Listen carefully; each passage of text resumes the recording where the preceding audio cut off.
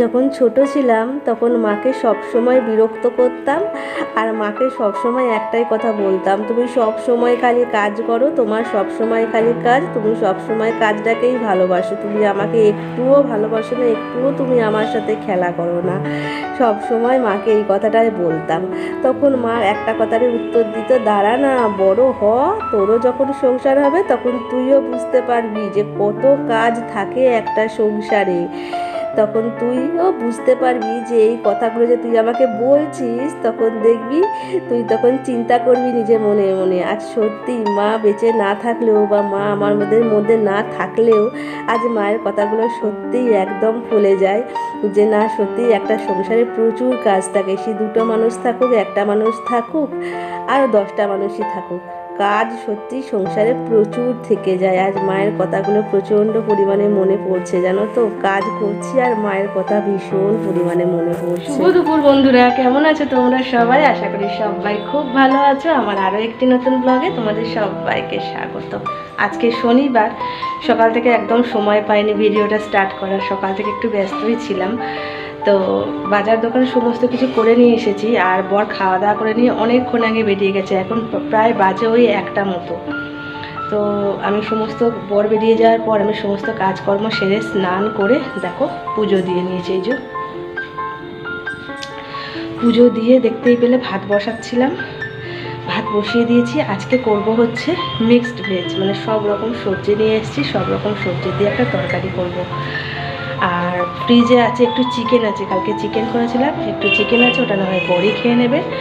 আর মাছও আছে 2 পিস, আর তার সাথে মাছের ঝোল আছে, আলু দিয়ে আর কি ঝোল করেছিলাম। তো সেই ঝোল আলু আছে ফ্রিজের মধ্যে। ভাবছি কী বলো তো, ওই ঝোলটার মধ্যেই যে মাছগুলো আছে ভেজে রেখে দিয়েছিলাম ফ্রিজের মধ্যে, বেশি হয়েছিল বলে, সেগুলো দিয়েই ওই ঝোলের সাথে ফুটিয়ে নেবো।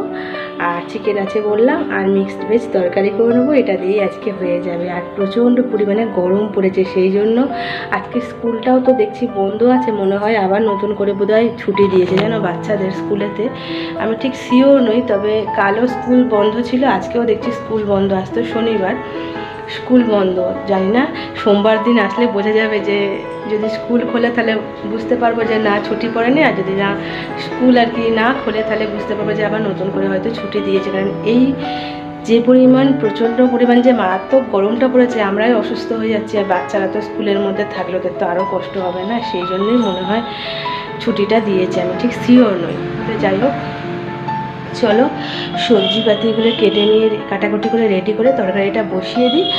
আর এখনও যাব হচ্ছে ছাদের মধ্যে গাছগুলোতে জল দিতে। কী হয়েছে বলো তো, গাছগুলোতে সকালবেলা একবার করে জল দিই, কিন্তু এতটা রোদে, যেহেতু ছাদে থাকে ছোট্ট টবের মধ্যে, সেই জন্য জল না পেয়ে না পরের দিন যখন আমি জল দিতে যাই দেখি গাছগুলো না ঠিক শুকিয়ে যায়। তো ওই কারণে চিন্তা করেছি কী বলতো, সকালে একবার জল দেবো, মাঝখানে আর একবার জল দেবো, বিকালে আর একবার জল দেবো। কালকে তাই করেছিলাম, সেই জন্য আজকে সকালবেলা যখন গাছে জল দিতে গেছি না, তখন বেশ গাছগুলো তরতাজা ছিল দেখলাম, ওটাই।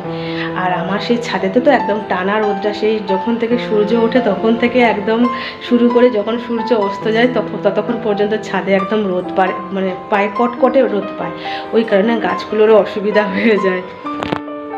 তাই যাবো হচ্ছে ওই সবজি পাতিগুলো কাটাকাটি করে নিয়ে যে জলটা থাকবে ওই জলটাই আর কি যাবো। আর একটু বেশি করে জল নিয়ে, ঠান্ডা জল নিয়ে, ঠান্ডা কুয়োর জল নিয়ে যাবো ছাদে আর কি গাছগুলোতে জল দিতে।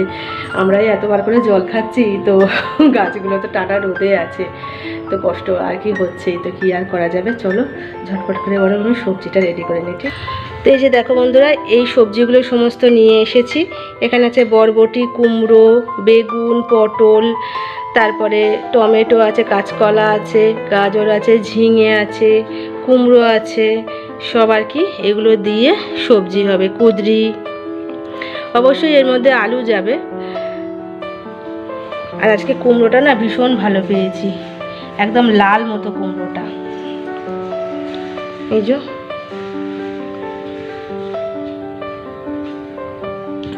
আর এদিকে আছে হচ্ছে রসুন, আদা আর কাঁচা লঙ্কা, আলু আর পেঁয়াজ এখানে আছে ঢালা।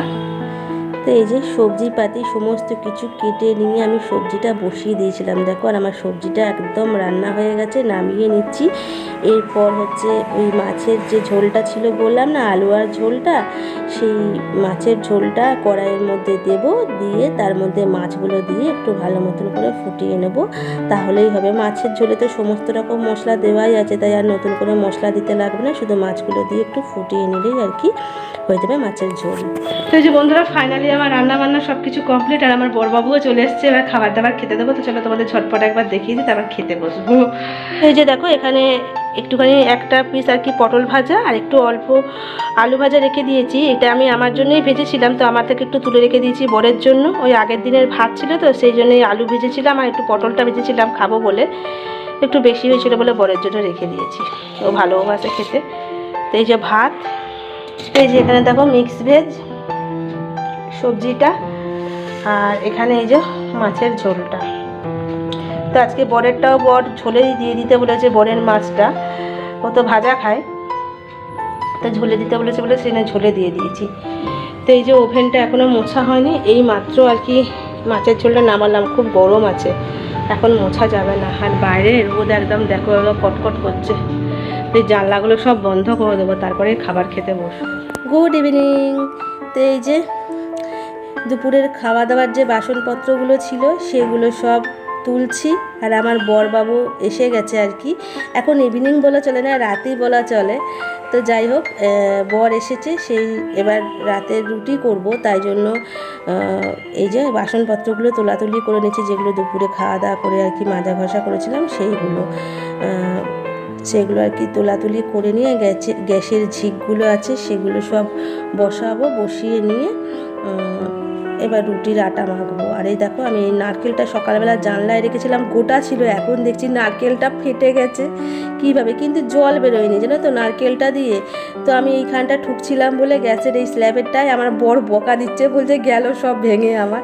তো জানলাটায় ঠোকা দিয়ে ভাঙলাম, তো দেখলাম অনেকটা জল বেরোলো। কত বড় বুদ্ধুরাম দেখো, আমি একটা জায়গায় যে ফাটাবো সেই বুদ্ধিটা নেই। তো যাই হোক, ফাটিয়ে নিয়ে জল তো চারদিকে হলো, সেই জলটা এবার আমাকেই মুছতে হবে, আর আমাকেই এই কাজ করে মুছতে হবে। আর বলো না, নিজের কাজ এমন বাড়িয়ে ফেলি না যে নিজেকেই আবার সেই কাজটা দুবার তিনবার করে করতে হয়। তো যাই হোক, কী আর করার, মুছেই নিয়ে আমার বর বলছে তুমি কত বড় বুদ্ধুরাম দেখো, তুমি একটা জায়গায় ফাটালেই হতো, ওটা তো এমনিতেই ফেটেছিল, তুমি সেটা না ফাটিয়ে একবার গ্যাসের এইখানটা ঠোকাঠুকি করছো আর একবার জানলাটায় ঠোকাঠুকি করছো, তোমার নিজেরই কাজ বাড়লো। তো যাই হোক, এটা ফ্রিজে ঢুকিয়ে রেখে দেবো, তাহলে কি বলো তো গন্ধ হয়ে যাবে না। এটা কুড়ে নিয়ে আমার বরকে একটু নারকেল নাড়ু করে দেবো, এটা হচ্ছে পুজোর নারকেল, সেই জন্য এটা কুড়তে হবে, কুড়ে একটু না হয় নারকেল নাড়ু করে দেবো। আর এই যে আটাটা নিয়ে এসছে, আমার বরকে বলছি একটু চেলে দাও, ওর কাজ করেই যাচ্ছে। তো কী করব, ওটা আর চালার জন্য আমি আর বসে থাকতে পারছি না, রাত হচ্ছে, সেখানে যেটুকু আটা আছে সেটা দিয়েই ভাবছি রুটি করে নেবো। রুটি করে নিয়ে খাওয়া দাওয়া করে না শুয়ে যাবার, এতটা গরম কি আর বলবো। তো এই যে রুটি করার জন্য আটাটা মেখে নিচ্ছি, আর বরকে নিয়ে আসতে বলেছিলাম রসগোল্লা, সেটা নিয়ে এসেছি। আর সকালবেলা বলতে দুপুরের আর কি যে মিক্সড ভেজ তরকারি আছে সেটা দিয়ে খাওয়া দাওয়া হবে। তো এই যে দেখো, আমার রুটি হয়ে গেছে, এবার খেতে দিয়ে দিচ্ছি, একই জায়গায় নিয়ে নিচ্ছি, খালি তরকারিগুলো আলাদা আলাদা নেব, নিয়ে খাওয়া দাওয়া করবো, করে নিয়ে ঘুমিয়ে যাব। একদম শরীরটা ভাল লাগছে না, জানো না, গরমেতে না যেন কাহিল হয়ে যাচ্ছি আমি। তার মধ্যেই রুটি করা মানে তোমরা তো বুঝতেই পারছো। তো যেটুকু তরকারি ছিল ফ্রিজে রেখে দিলাম। তো চলো বন্ধুরা, খেয়ে নিই। সবাইকে টাটা, গুড নাইট, সবাই ভালো থেকো।